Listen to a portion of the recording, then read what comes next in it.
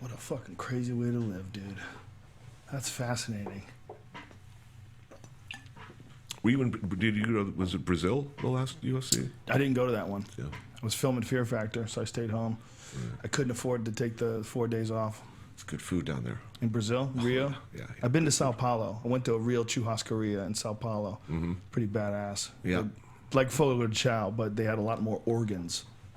In Brazil, they eat a lot of chicken hearts and things along those lines, chicken livers. The big meal is feijoada. The whole country does it. Feijoada? It's basically a big stew of hooves and snouts and black beans, and it's really delicious. And it came originally from slave food. It was the scraps from the table of the wealthy Portuguese that their slaves would collect and try to make into something, edible or even delicious. And over time, they created this dish that it was the food of the very poor at one point. Now it's like the national dish. Everybody in Brazil at one point or another, Saturday, you invite the family over and you sit around eating this huge amounts of feijoada and getting really, really, really fucked up on cachaça. Well, the episode that you had in Brazil was really wild when you were at that fish market and there's these fucking alien fish that they're all eating. That is kooky out there. I mean, that's freshwater fish. You're in water the depth of a rice paddy.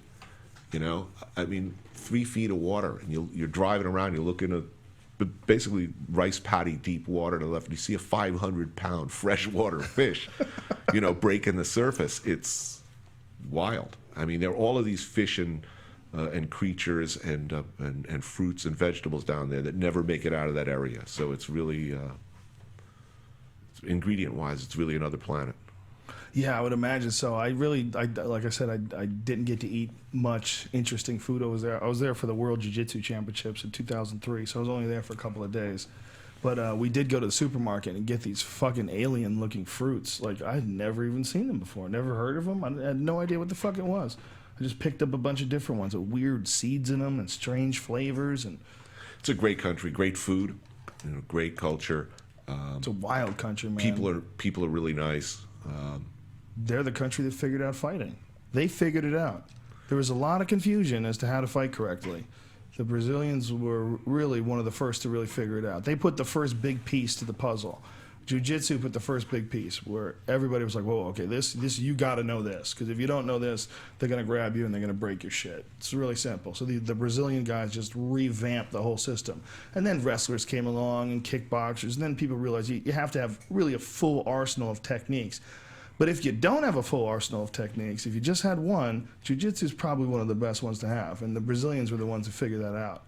When it came to, if you didn't know, back in the day, nobody knew everything because there never was anything like the Ultimate Fighting Championship. So there's never an opportunity to see what was better to know. It was just speculative. Is it better to be a boxer? Is it better to be a wrestler? Who the fuck knows? Nobody really knew.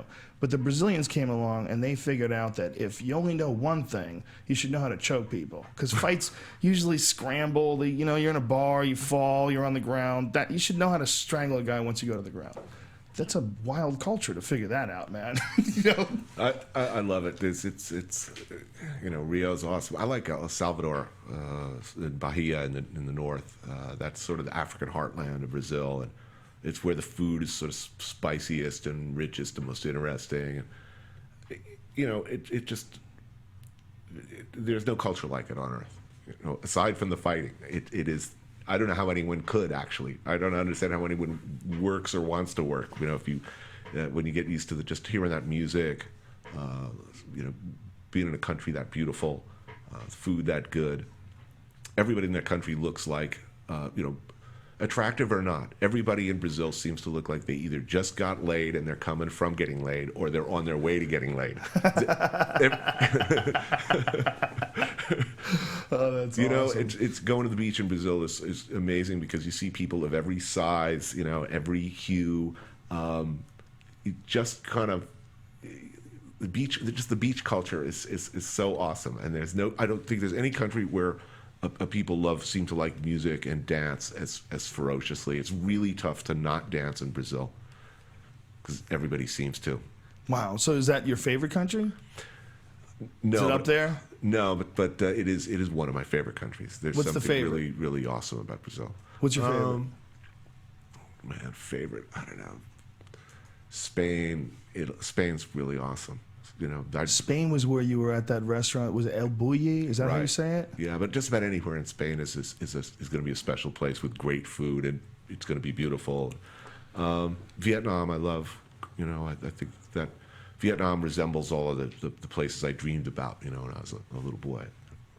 Really? The exotic East. Well, there is that the decaying French aspect, the indigenous Vietnamese, that whole part of the world looks to me particularly beautiful, and they like food in a way that I find very sympathetic. They're passionate about it. So Vietnam, that's going to be a sentimental favorite as well. Wow. So Vietnam, numero uno, huh? Wow. But you could do worse than to keel over after a really good meal, to die with a big hunk of pork in your mouth in Spain would not be a bad way to go out. Anybody